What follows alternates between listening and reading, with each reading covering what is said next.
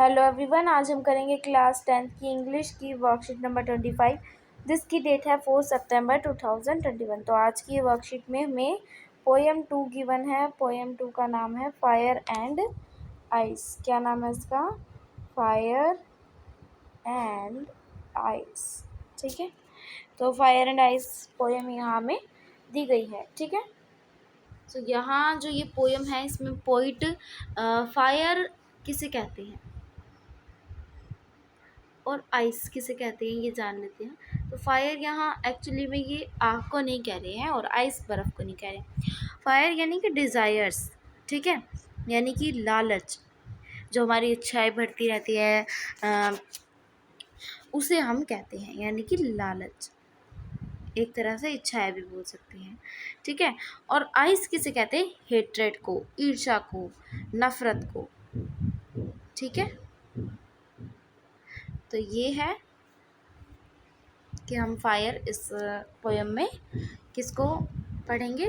Fire यानी लालच, ice यानी हेट्रेड, नफरत। ठीक है, तो इस पोएम के माध्यम से कवि क्या बताना चाहते हैं? इसके जो पोइट है वो क्या है? Robert Frost. तो इस पोएम में जो रॉबर्ट फ्रॉस्ट हैं इसके राइटर, पोइट, वो बताना चाहते हैं कि जो वर्ल्ड है, जो संसार है, उसका एंड किस तरीके से होगा, वो डिस्ट्रॉय किस तरीके से होगा, वो ख़त्म किस तरीके से होगा। ठीक है, या फिर फायर यानी कि लालच के कारण होगा लोगों के, या फिर नफ़रत के कारण। ठीक है, तो पढ़ते हैं इस पोएम को। यहाँ दिया गया है कि सम से the world will and in fire, कि कुछ लोग कहते हैं कि जो वर्ल्ड का एंड होगा वो किससे होगा? फायर से होगा, डिज़ायर से होगा, लस्ट से होगा, यानी कि लालच से होगा। सम से इन आइस, और कुछ कहते हैं कि आइस से होगा, यानी कि हेट्रेड से होगा, ईर्ष्या से होगा, नफ़रत से होगा। ठीक है, तो कुछ लोग कहते हैं कि जो वर्ल्ड का एंड होगा वो फायर से होगा, यानी कि डिज़ायर से होगा, लालच से होगा, इच्छाओं से होगा ज़्यादा से ज़्यादा। और कुछ कहते हैं कि आइस से होगा, कि भाई हेट्रेड से होगा, नफ़रत से होगा। From what I have tested of desire I hold with those who favour fire. अब यहाँ क्या कह रहे हैं कि from what I have tested of desire I hold with those who favour fire, कि मैंने डिज़ायर्स को देखा है, यानी कि मैंने अनुभव किया है डिज़ायर्स को। डिज़ायर यानी फायर, फायर का ही यहाँ डिज़ायर बताया गया है, यानी कि इच्छाएं, लालच को मैंने अनुभव किया है। और मैं जो डिज़ायर्स और इच्छाएं जो सोचते हैं ऐसा कि जो वर्ल्ड का एंड होगा वो किससे होगा? डिज़ायर से होगा, मेरी ज़्यादा से ज़्यादा इच्छाएं से होगा। ठीक है, ज़्यादा से ज़्यादा लालच से होगा। ठीक है, तो जो लोग ऐसा चाहते, जो लोग ऐसा सोचते हैं कि भाई जो वर्ल्ड का एंड होगा वो लालच से होगा, तो मैं उनके फेवर में हूँ, मैं उनकी तरफ हूँ। ठीक है, मैं उनका तरफ हूँ। ठीक है, but if it had to perish twice, perish मतलब होता है डाई, यानी कि ख़त्म हो जाना, डिस्ट्रॉय। ठीक है, तो ट्वाइस यानी कि दोबारा। तो but it if it had to perish twice, लेकिन यदि जो वर्ल्ड का एंड दोबारा किसी कारण से अगर होता है तो वो किससे होगा? वो आइस से होगा। ठीक है, और पहले बार में फायर से होगा। ठीक है, तो अगर होता है दूसरी बार किसी कारण से वर्ल्ड डिस्ट्रॉय होता है, ख़त्म होता है, पैरिश होता है, तो I think I know enough of hate, मुझे लगता है कि हेट ही काफ़ी है इस वर्ल्ड के डिस्ट्रॉय होने में। अगर दूसरी बार वर्ल्ड का एंड होता है तो हेट ही इनफ है इस वर्ल्ड के डिस्ट्रॉय होने में, यानी कि ईर्ष्या, जलन, नफरत, ये सारी चीज़ें। ठीक है, to say that for destruction is it always also great and would suffice. To say that for destruction is it also great and would suffice, यानी कि suffice यानी पर्याप्त। ठीक है, be sufficient, पर्याप्त होना। और destruction मानी तबाही, destroy, destruction यानी तबाही, destroy।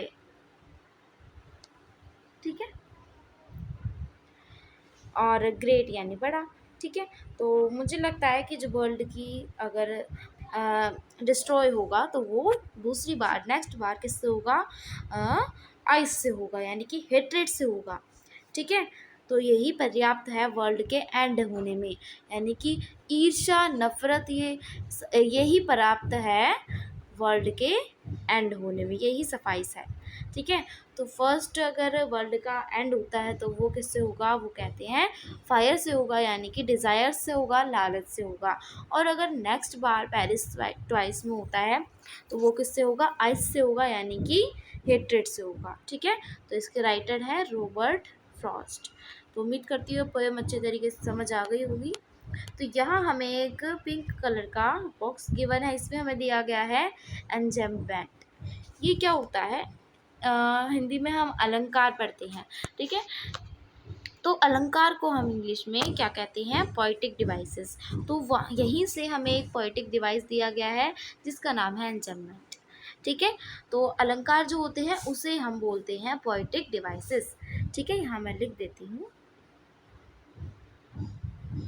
Poetic devices. ठीक है, तो पोएटिक डिवाइसेस क्या होते हैं, अलंकार होते हैं जिसे हम हिंदी में पढ़ते हैं। तो उनमें से एक अलंकार दिया गया है एंजेम्बमेंट। ठीक है, the running over of a sentence of phrase from one poetic line in the next without terminal punctuation. अब यहाँ इसमें बताया गया है कि यहाँ अगर एक सेंटेंस है हमने लिखा, उसका एंड नहीं हुआ, यानी कि दूसरी लाइन में भी वो सेंटेंस आ गया। ठीक है, वो ख़त्म नहीं हुआ, दूसरी लाइन में भी हमने वो सेंटेंस लिखा है, यानी कि कंटिन्यू है वो सेंटेंस। ठीक है, और बीच में सेंटेंस के बीच में हमने कोई पंक्चुएशन मार्क का यूज़ नहीं किया। पंक्चुएशन मार्क क्या होती हैं, कोमा, ब्रैकेट, ये सारी चीज़ें, ये वाला निशान जो होता है एक्सक्लेमेशन का, ठीक है, फुल स्टॉप होता है, यानी कि ये सारी चीज़ें क्या है, पंक्चुएशन मार्क है। ठीक है, तो सेमी कोलम हो गया, तो पंक्चुएशन मार्क का यूज़ नहीं किया, यानी कि एक सेंटेंस हमने लिखा, क्या किया हमने, एक सेंटेंस लिखा, वो नेक्स्ट लाइन में भी आ गया, लेकिन बीच में हमने उस सेंटेंस में कोई भी पंक्चुएशन मार्क का यूज़ नहीं किया, तो वो क्या होता है, वो वाला हमारा अलंकार होता है, यानी कि पोएटिक डिवाइस होता है एंजम्बमेंट। ठीक है, यहाँ में बताया गया है पोएम में कहाँ यूज़ हुआ है, from what I have tested of desire I hold with those who favour fire. अब यहाँ देखा जाए तो यहाँ हम डिज़ायर के बाद कोमा लगा सकते थे, लेकिन यहाँ नहीं गया, लगाया गया है रिदम को मेंटेन करने के लिए। ठीक है, जो ये रिदम है उसको मेंटेन करने के लिए यहाँ पोएटिक डिवाइस का यूज़ नहीं किया गया है। ठीक है, और सॉरी पंक्चुएशन मार्क का यूज़ नहीं किया गया है। ठीक है, ताकि रिदम को मेंटेन रखा जाए। वो अब यहाँ एक और दी गई है, for destruction eyes it also great. Eyes के बाद हम कोमा लगा सकते थे, लेकिन हमने पोइट ने नहीं लगाया है क्योंकि रिदम को मेंटेन करना था। ठीक है, तो ये हो गया एंजम्बमेंट, यानी कि पोएटिक डिवाइस एक है, ये अलंकार है। ठीक है, यहाँ हमें अब क्वेश्चंस करते हैं। क्वेश्चन नंबर 1 है, what would suffice in the world were to perish twice. Twice यानी कि 2 बार। ठीक है, यहाँ मैं एक बात बताती हूँ कि from what I have tested, tested क्या मतलब, यहाँ चखना नहीं है, यानी कि उन्होंने अनुभव किया, इस तरीके से महसूस किया है किसको, डिज़ायर को, फायर यानी कि इच्छाएं, लालच जो होता है लोगों का। ठीक है, तो यहाँ टेस्टेड ये मैं बताना चाह रही थी कि टेस्ट करना नहीं होता। ठीक है, यहाँ उसका मतलब क्योंकि अकॉर्डिंग टू सेंटेंस अलग अलग मीनिंग होता है। क्वेश्चन नंबर 1 है हमारे पास, what would suffice in the world were to perish twice, की क्या पर्याप्त है वर्ल्ड के दूसरी बार एंड होने में, क्या पर्याप्त है। ठीक है, तो हमने क्या पढ़ा था, यहाँ देखते हैं, हमने पढ़ा था नेक्स्ट में, अगर दूसरी बार एंड होगा तो वो किससे होगा, आइस से, आइस यानी कि हेट्रेड से। तो यहाँ हमारा क्या आंसर आ जाएगा, यहाँ हमारा आंसर ऑप्शन नंबर सी आ जाएगा, हेट्रेड। ठीक है, क्वेश्चन नंबर 2 करते हैं, what do some people say that. तो हमारा फर्स्ट का आंसर है हेट्रेड। सेकंड क्वेश्चन है, why do some people say that the world will end in ice, कि कुछ लोग ऐसा क्यों कहते हैं कि वर्ल्ड का जो एंड होगा वो फायर आइस से होगा, आइस यानी कि हेट्रेड से, ईर्ष्या से, नफरत से। ठीक है, तो क्यों कहते हैं कि जो वर्ल्ड का एंड होगा दूसरी बार वो आइस से होगा, तो because love among people increasing lest, कि भाई लोगों के बीच में प्यार बढ़ रहा है ज़्यादा, इसलिए कह रहे हैं कि बिकॉज हेटेड अमंग पीपल इंक्रीजिंग फास्ट, कि भाई ज़्यादा से ज़्यादा लोगों के बीच में हेटेड जो है वो ज़्यादा बढ़ रही है, तो यही तो कारण है ना। तो because lust among people is increasing fast, lust यानी कि इट्स सिनोनियम ऑफ, ये सिनोनियम है उसका डिज़ायर्स का, इच्छाएं जो होती हैं, लालच जो होता है। ठीक है, ये फायर के लिए यूज़ किया गया है। तो because lust among people is increasing fast, कि भाई जो लालच है वो लोगों के बीच में ज़्यादा बढ़ रहा है, तो लालच वाला तो फर्स्ट में था, है ना। तो ये तो बिल्कुल नहीं होगा ना, तो वो ये भी ऑप्शन गलत, ये भी ऑप्शन गलत, फर्स्ट भी गलत। तो इसका आंसर करेक्ट जो होगा वो भी होगा, बिकॉज हेटेड among people is increasing fast. ठीक है। नेक्स्ट क्वेश्चन है, Frost presents two contrasting ideas. जो रॉबर्ट फ्रोस्ट पोइट है उसने हमें दो कंट्रास्टिंग आइडियाज़ दिए हैं कि वर्ल्ड का एंड किस तरीके से होगा। दो तरीके बताए हैं, एक तो डिज़ायर्स से, लोगों के लालच से, एक हेट्रेड से, ईर्ष्या से। And lead the words and what message does he want to convey, उन्होंने कौन से मैसेज दिए वो हमें बताने हैं।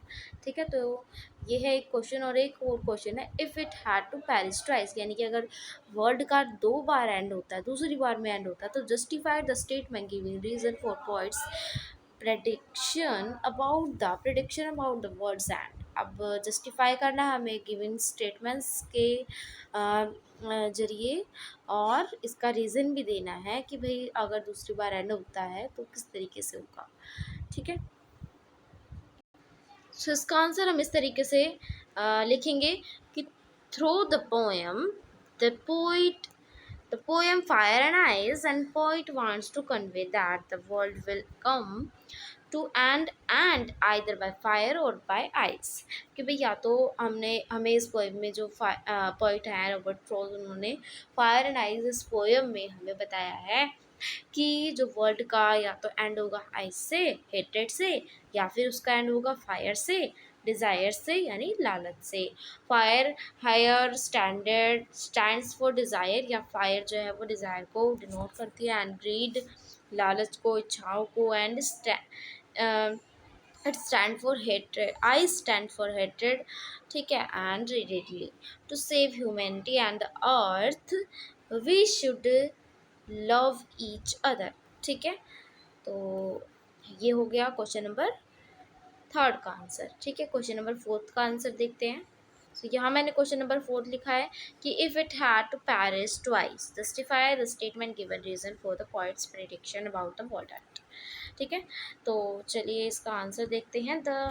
इसका आंसर इस तरीके से हम लिखेंगे कि if the world had to end twice, यदि वर्ल्ड का एंड दूसरी बार होता है, it will be due to the hatred, ये होगा हेट्रेड के द्वारा, सिम्बोलाइज्ड बाय आइस, जो कि आइस को सिम्बलाइज्ड करता है। The poet feels that there is enough hatred, poets जो है फील करते हैं ऐसा कि यहाँ जो है कि इनफ हेट्रेड है, पर्याप्त नफरत है इन द वर्ल्ड में, दैट इज़ इतनी है नफरत, इतनी पर्याप्त नफरत है, मतलब इतनी ज़्यादा है कि भाई एंड हो सकता है वर्ल्ड का। Spreading among the people this hatred will end the world one day, कि भाई इतनी ज़्यादा फैल रखी है ये नफ़रत इतने ज़्यादा लोगों में कि एक दिन हेट्रेड के कारण ही वर्ल्ड का एंड हो जाएगा। तो ये हो गया क्वेश्चन नंबर फोर्थ है, फोर्थ का आंसर। ठीक है। तो उम्मीद करती हूँ वर्कशीट समझ आई होगी, तो समझ आई हो तो वीडियो को लाइक कीजिए, चैनल को सब्सक्राइब कीजिए, ताकि आने वाली वीडियोस की नोटिफिकेशन आप तक जल्द ही पहुंचती रहे। Thank you, bye bye, have a nice day.